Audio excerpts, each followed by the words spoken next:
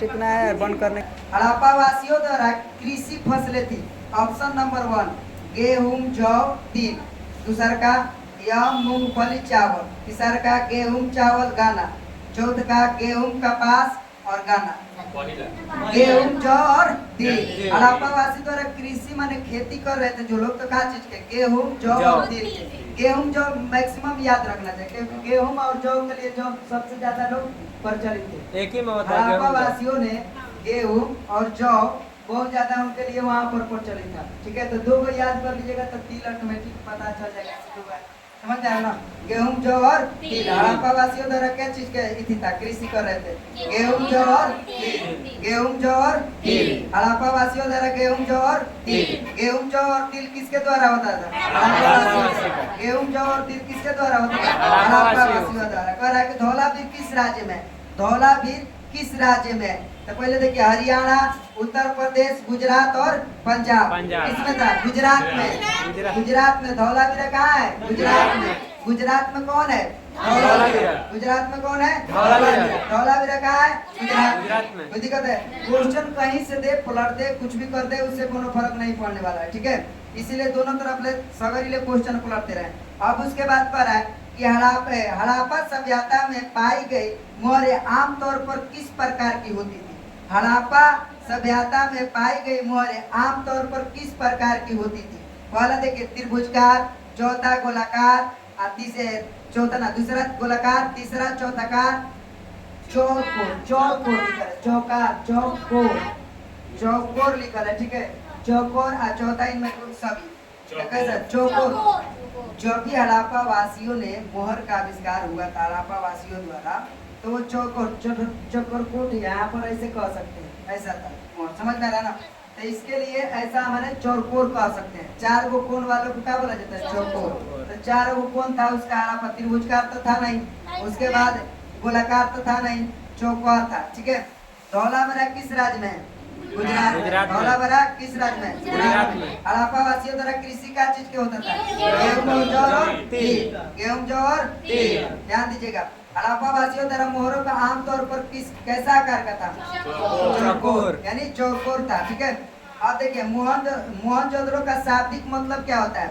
मृतकों का टीला, महान का टीला, जीवकों का टीला, इनमें से कोई नहीं। मृतकों का टीला। मोहनजोदड़ो द्वारा शाब्दिक मतलब होता है मृतकों का टीला। वहाँ पर मोहनजोदड़ो का आप लोग को पढ़ाया गया होगा, वहाँ पर मैंने प्राप्त हुआ था, पाया गया था कि वहाँ पर लाशों का ढेर पाया गया था। समझ में आ रहा ना? वहाँ पर पता नहीं कुछ कारण हुआ था। क्या कारण हुआ था? कि आकस्मिक कुछ हुआ था, घटना हुआ था, जिसको सब वैज्ञानिक अलग अलग सब लोग ने खोज किया था, अलग अलग ने अपना तथ्य दिया, अलग अलग ने बताया कि क्या चीज के बारे में। उसका कोनो कहा कि बाढ़ की वजह से वहाँ पर इति हो गया, कोनो कहा कि मतलब कि भूकंप की वजह से वहाँ पर कोई मृत्यु हो गया, आपदा के कारण से कोई प्राकृतिक आपदा आया तो वहाँ पर तो लोगों को सारा के सारे नष्ट हो गए। ठीक है, देखिए जब मोहनजोदड़ो के चाहे वहाँ के लोगों को मान लीजिए कि ऐसा नहीं है कि सारे लोग मर गए, ऐसा हुआ था कुछ लोग बच गए।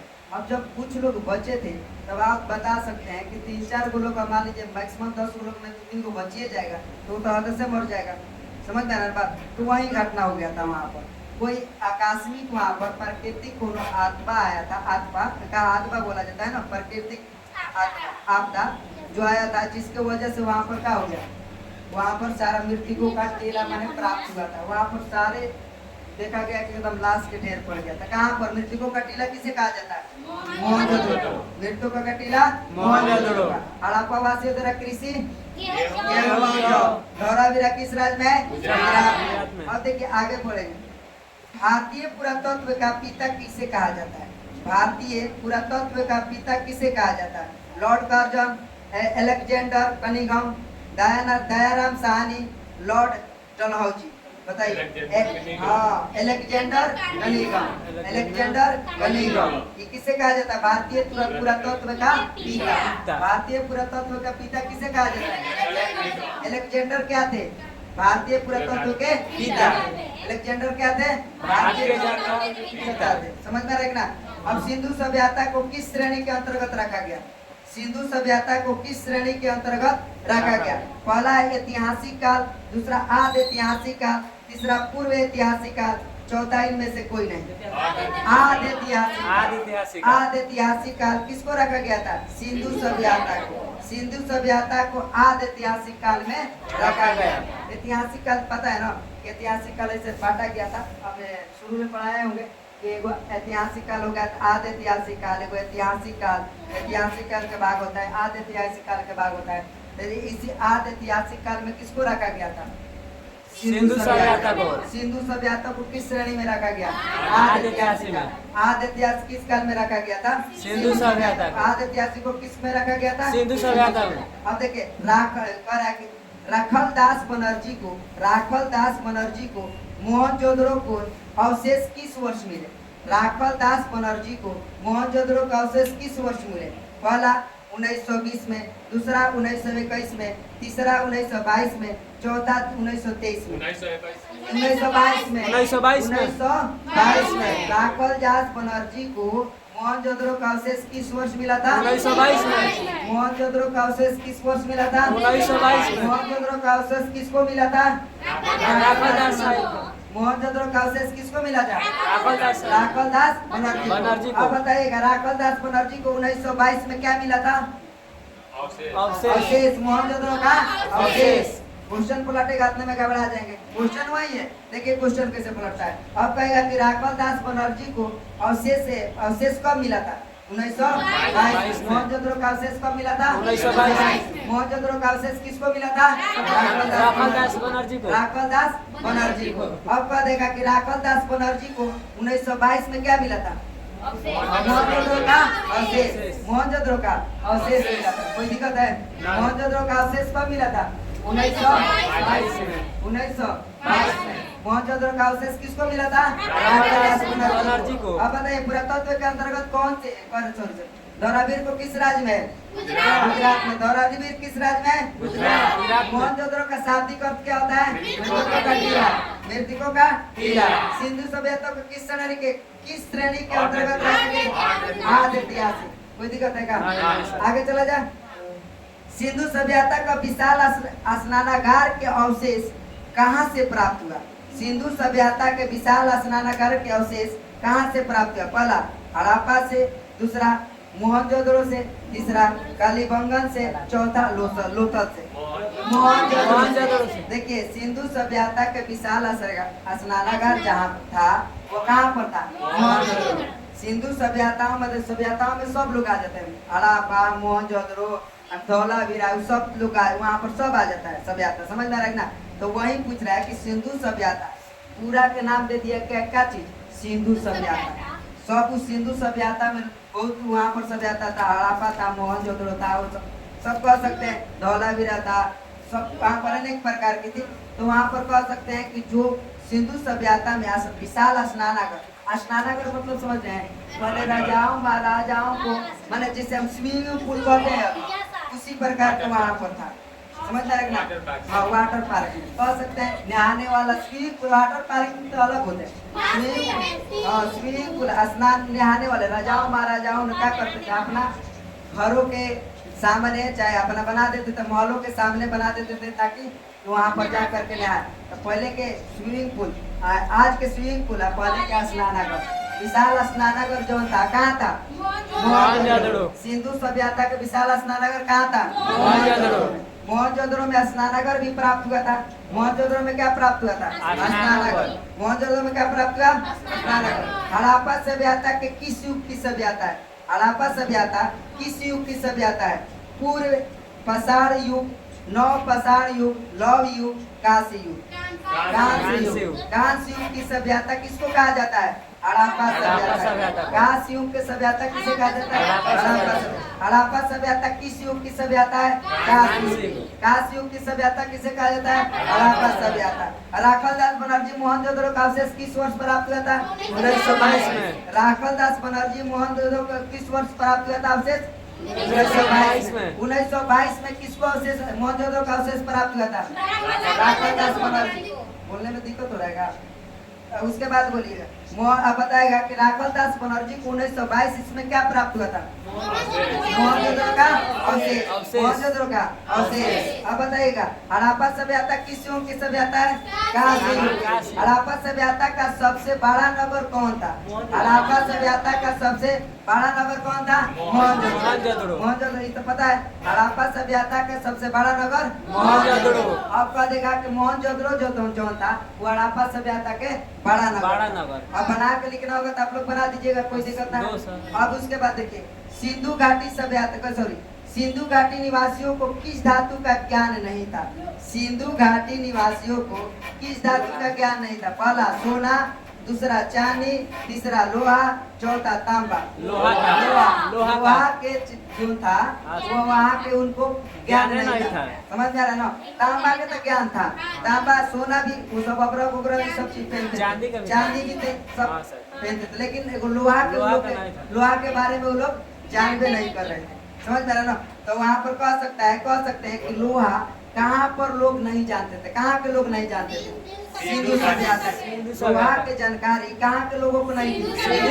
लोहा की जानकारी कहाँ के लोगों की नहीं थी? सिंधु घाटी सभ्यताओं के सिंधु घाटी निवासियों को किस धातु का ज्ञान नहीं था? सिंधु घाटी निवासियों को किस धातु का ज्ञान नहीं था? कालीबंगा स्थित है सिंध में, पंजाब में, राजस्थान में, बंगाल में।